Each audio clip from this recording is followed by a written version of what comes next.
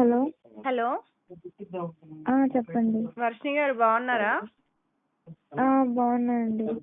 ఏంటి అందరూ కిడ్నాప్ అయ్యారు అని చెప్తున్నారు, ఎక్కడున్నారు ఏంటి? హైదరాబాద్లో ఉన్నా. హైదరాబాద్ లోనే ఉన్నారా? అవునండి. సేఫ్ గానే ఉన్నారా?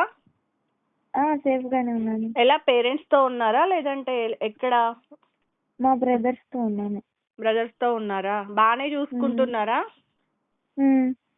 ఓకే, మరి అఘోరి మాత నుండి మళ్ళీ కాంటాక్ట్ ఏం రాలేదా? లేదు. లేదా? ఎందుకని అంటే ఆ డిసిజన్ తీసుకున్నారు వర్షిణి గారు? అంటే మీరు బీటెక్ చదువుకున్నారు, మంచిగా జాబ్, ఫ్యామిలీ, మ్యారేజ్ ఇట్లా చూసుకోకుండా ఎందుకని ఇలా వెళ్ళాలనుకుంటున్నారు ఈ రూట్ లో?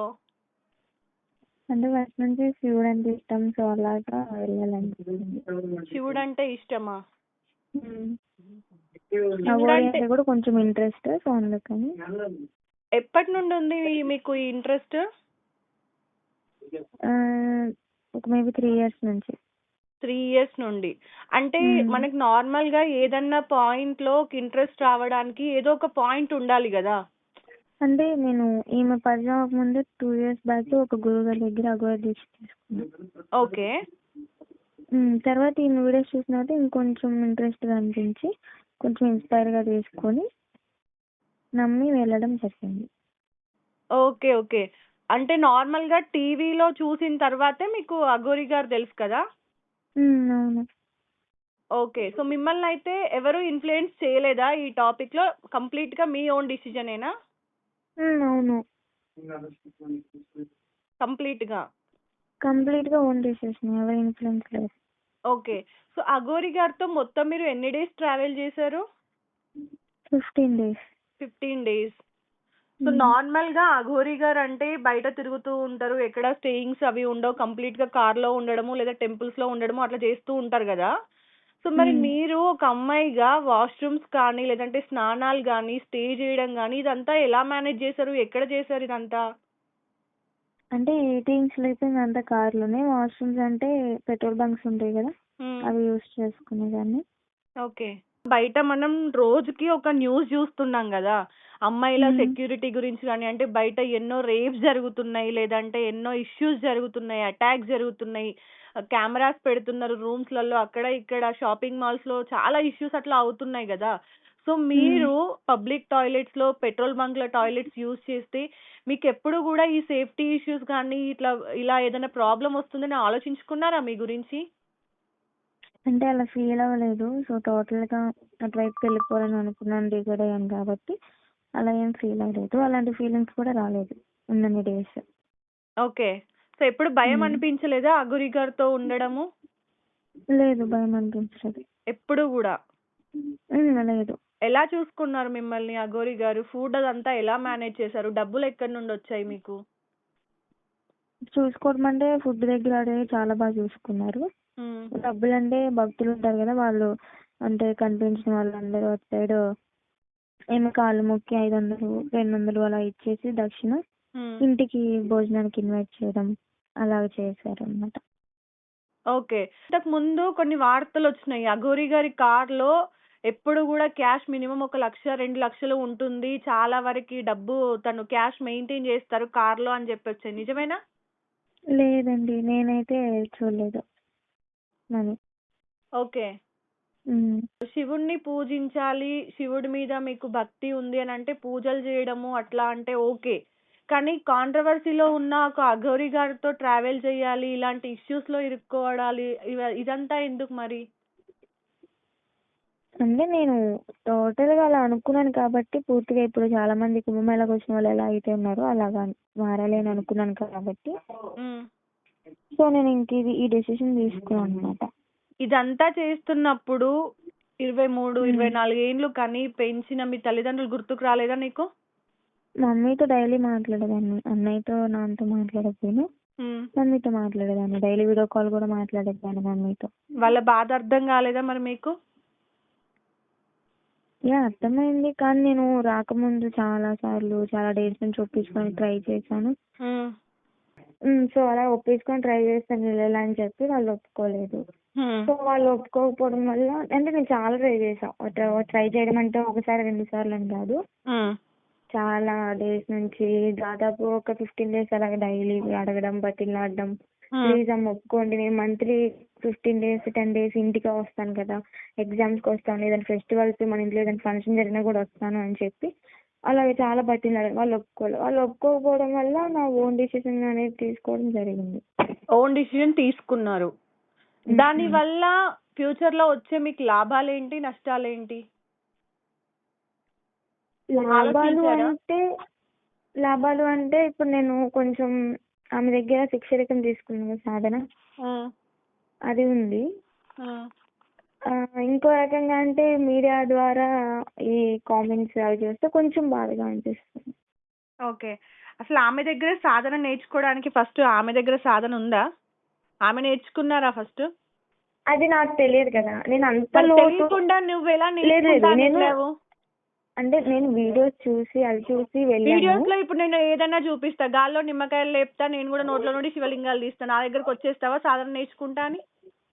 లేదు, అలా ఎందుకు వస్తాను? మరి అఘోరి గెటప్ వేసుకొని 4 బట్టలు క్యూర్ చేయడం చూసాను. ఎలా క్యూర్ చేశారు? ఏం క్యూర్ చేశారు? అంటే మెంటల్లీ కొంచెం మైండ్ బాగుంది పిల్లలు ఉంటారు, మెంటల్లీ బాగాలేని వాళ్ళని డాక్టర్లు కూడా కరెక్ట్ చేస్తారు కదా, మరి వాళ్ళంతా కూడా అఘోరీలు అయిపోతారా? ఐ మీన్ ఆయనకి మాట సరిగ్గా రాదు, నడవడం రాదు, మైండ్ మెచ్యూర్ లేదు.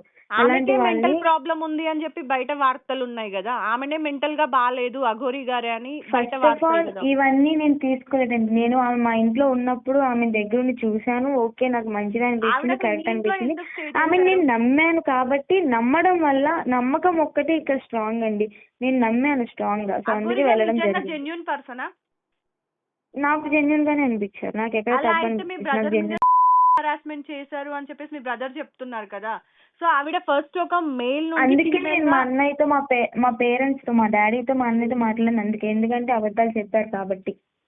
మీరు అబద్ధం చెప్తున్నారని వాళ్ళు అంటున్నారు కదా, వీడియోస్ కూడా ఉన్నాయి కదా. ఇప్పుడు ఒక వీడియో ఉంది, వీడియోస్ అంటే ఒక వీడియో ఉంది విష్ణు మీద పడుకుని, అది పక్కన మా మమ్మీ కూడా ఉన్నారు, మీరు గమనించలేదు. మా మమ్మీ పక్కన మా డాడీ ఉన్నారు. మా డాడీ పక్కన అది ఒక చిన్న సరదాగా ఉన్నప్పుడు. సరదాలో అఘోరి అలా చేస్తారా? అఘోరీస్ అలా ఎవరైనా సరే. ఈ కాంట్రవర్సీలో అక్కడ జరిగిన విషయం పక్కాగా ఏం జరిగిందని నాకు తెలుసు, మీరు చూసేది ఎవరనేది మీకు తెలుసా? అఘోరి అంటే మీనింగ్ తెలుసా మీకు? ఆ పేరుకి అసలు వాళ్ళు ఎలా ఉంటారు, వాళ్ళు ఏం చేస్తారు, వాళ్ళు ఏం తింటారు, ఎక్కడ ఉంటారు అనేది మీకు తెలుసా? ఇన్ని డేస్ నుండి మీరు ఫాలో అవుతున్నారు కదా, అసలు అఘోరి అంటే ఏంటి, వాళ్ళ రూల్స్ ఏంటి, వాళ్ళు ఎలా బ్రతుకుతారు, వాళ్ళ జీవన ఆధారం ఏంటి అనేది మీకు తెలుసా? ఫస్ట్ ఆఫ్ ఆల్ అఘోరి అంటే పంచపహార అని ఒకటి ఉంటది. ఓకే, అందులో మద్యం, మాంసం, మత్స్య, సంథింగ్ ఇంకో 2 ఉంటాయి. ఇవి 5 అంటే అఘోరి తాగడు, సిగరెట్ తాగడు, అవి గంజాయి తాగడు అని చెప్పని లేదు. ఎవరైనా అఘోరి అంటేనే డ్రింకింగ్, గంజాయి అవి. సో అవంటారా, అవి నేను వదిలేస్తాను. కానీ అఘోరి ఎలా ఉండాలి అంటే ఎప్పుడు ధ్యానంలో ఉండాలి, పూజలు చేస్తూ ఉండాలి. చెయ్యాలా? అఘోరి అంటేనే కంప్లీట్ ఎప్పుడు కూడా దైవ స్మరణలో ఉంటారు వాళ్ళు. అసలు మనుషులతో సంబంధం లేదు వాళ్ళకి, వాళ్ళు మాంసం మాత్రమే తింటారు. వాళ్ళకి ప్రేమ, బంధం, వాల్యూస్ ఏవి ఉండవు వాళ్ళకి. వాళ్ళంటూ ఒక ఎప్పుడు కూడా దేవుడి స్మరణలో, శివయ్య స్మరణలో ఉంటారు వాళ్ళు ఎప్పుడు కూడా. అలాంటి ఒక అఘోరి పేరు పెట్టుకొని ఈ రోజు ఒక ఆవిడ వచ్చేసి ఇష్టానుసారం బట్టలు విప్పి తిరుగుతూ, మీడియాకి కనిపిస్తూ, ఇంటర్వ్యూలు ఇస్తూ, ఫోన్ యూజ్ చేస్తూ, కార్ లో ప్రయాణం చేస్తూ, డబ్బు. అసలు అఘోరి అనే వ్యక్తికి డబ్బుతో సంబంధం లేదు. నగ్నంగానే ఉంటారు కదా. నగ్నంగా ఉన్న ప్రతి ఒక్కరిని అఘోరి అని అంటావా? అంటే ఈమె సాధన చేసింది కదా. ఏం సాధన చేసింది అంటున్నా. నువ్వు ఇప్పుడు లైవ్ లో 15 రోజులు చూసావు కదా, ఏం చేసింది? 15 రోజుల్లో ఆమె 3 hours ధ్యానంలోనే ఉండేవాళ్ళు. ధ్యానంలో ఏదో ఒక టెంపుల్ లో చూసుకొని. ధ్యానంలో 3 hours ఉంటే అఘోరియా? అంటే ఆమె భక్తి నేను చూసాను కాబట్టి అది నమ్మాను కాబట్టి ఏం అండి నేను భక్తి చెప్తుంది. చూసారు అంటున్నా. అందుకే ఫస్ట్ నుండి కూడా క్లారిటీగా అడుగుతున్నా. ఏ భక్తి చూసారు, ఆమె ఏం చేసింది, ఏ ఆమె సాధన పూజలు చేసింది? గాని, ఆమె ధ్యానంలో కూర్చోవడం గాని, ఆమె క్యూర్ చేసింది గాని నేను నమ్మాను. ఆమె దగ్గర ఓకే కొన్ని పవర్స్ ఉన్నాయి, పూజల ద్వారా క్యూర్ రేపు చేసింది అని. పొద్దున నేను కానీ ఇంకెవరిని కానీ ధ్యానంలో కూర్చుంటాము, నిత్యం ధ్యానంలో ఉంటాము, సాధన చేస్తున్నా అంటాము. సో నువ్వు మా దగ్గరకు వచ్చేస్తావా? నేను నమ్మాలి కదా, నాకు అదే నమ్మకం అంటున్నా, రావాలి అంత కదా. నమ్మకం నీకు ఎలా వచ్చింది అంటున్నా. అది నమ్మకం ఎలా వచ్చింది అంటే, ఒకరి మీద ఇష్టం ఎలా వచ్చింది అంటే అలా అడుగుతున్నారు మీరు. నమ్మావని నువ్వు అంటున్నావు, ఒకరి చేతిలో మోసపోతున్నావని మేము అంటున్నాం. ఒక ఆడపిల్లగా నేను నీకు చెప్తున్నాను, నువ్వు మోసపోతున్నావు అని నేను అంటున్నా.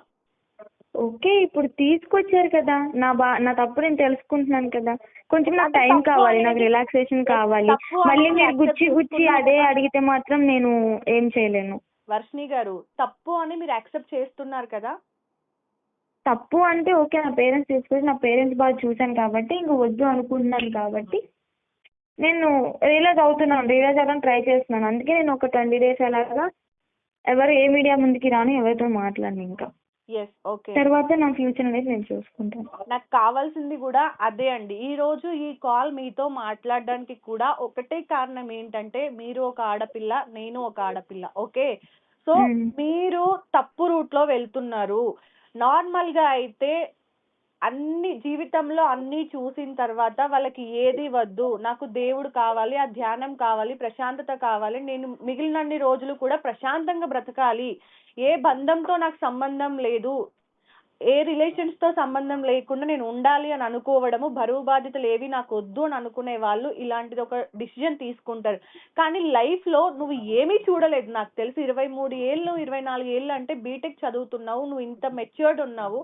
సో ఎందుకని మంచి జాబ్, నీకు పెళ్లి ఇష్టం లేదు అంటే ఎవరు ఫోర్స్ చేయరు, ఇంట్లో వాళ్ళు ఫోర్స్ చేయరు, లేదంటే బయట సమాజం ఫోర్స్ చేయదు, నీ ఇష్టం, అది నీ ఓన్ డిసిజన్. అది జాబ్ చేసుకోవచ్చు, ఫ్రెండ్స్ ఉన్నారు, ఫ్యామిలీ ఉంది, నీకు ఇంత మంచి లైఫ్ స్టైల్ ని వదులుకొని ఎవరో చెప్పిన అంటే వీడియోస్ వల్ల ఫేమస్ అయిన ఒక మనిషిని అఘోరి అనుకొని అక్కడికి వెళ్ళి ఇబ్బందులు పడుతూ వాష్రూమ్లలో ఎక్కడో స్నానము అవి చేస్తూ ఎంత రిస్క్ లైఫ్. ఎక్కడన్నా ఎవరన్నా కెమెరా పెట్టి బయటికి లాగితే అప్పుడు నీ పరిస్థితి ఏంటి, నీ ఫ్యామిలీ పరిస్థితి ఏంటి?